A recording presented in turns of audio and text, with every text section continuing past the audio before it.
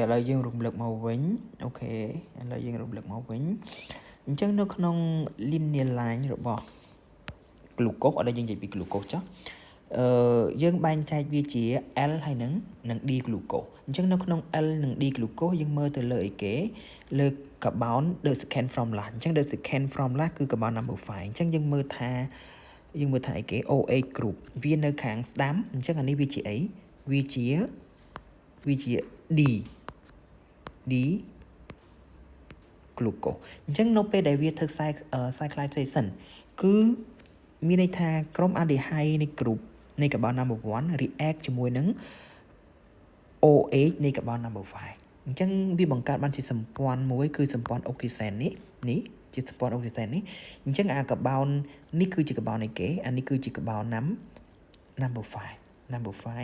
អានេះគឺជា carbon នៃគេជា carbon number 1អញ្ចឹងអា carbon number 1នេះវាសល់ O នេះវាទាញយក hydrogen ពីអានេះមកវាคล้ายទៅជា OH នេះអញ្ចឹងនៅពេលដែលវាคล้ายជា OH ហ្នឹងវាคล้ายជា OH បែបហ្នឹងយើងមាន2ទម្រង់ឲ្យវាបើសិនណាជាវា OH នឹងបត់មកខាងលើបែបនេះយើងឲ្យវាឈ្មោះថា beta បើសិនជា OH នឹងបត់មកខាងក្រោមបែបនេះយើងឲ្យវាឈ្មោះថា alpha អញ្ចឹងយើងសរុបមកពីlinear line គឺជា L glucose អញ្ចឹងអានេះវាទៅជា beta D glucose អញ្ចឹងវាទៅជា beta D glucose អានេះគឺជា alpha D glucose ចឹងទៅអូខេអានេះគឺ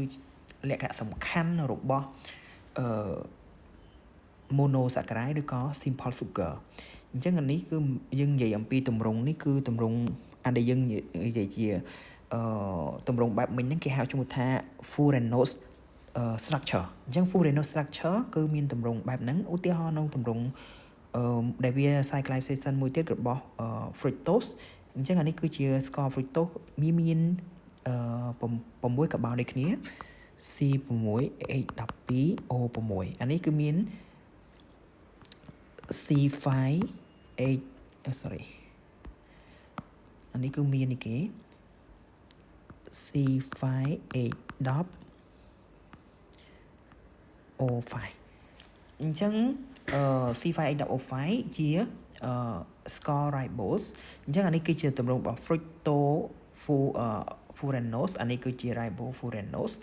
អញ្ចឹងហេតុអីបានវាបត់ដូចគ្នាដោយសារតាមពិតនេះមាន6កាបូនប៉ុន្តែកាបូន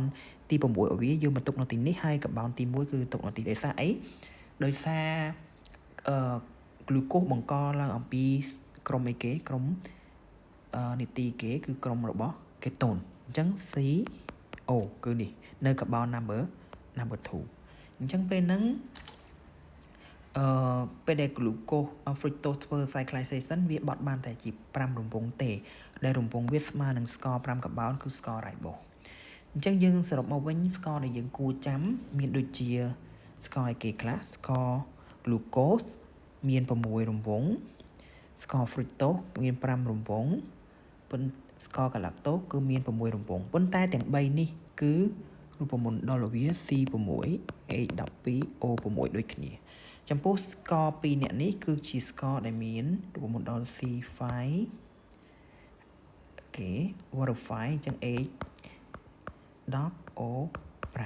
មាន score អីគេមាន score deoxyribose score ribose score 2នេះគឺជា score ដែលយើងប្រើនៅក្នុង DNA ជាមួយនឹងអីជាមួយនឹង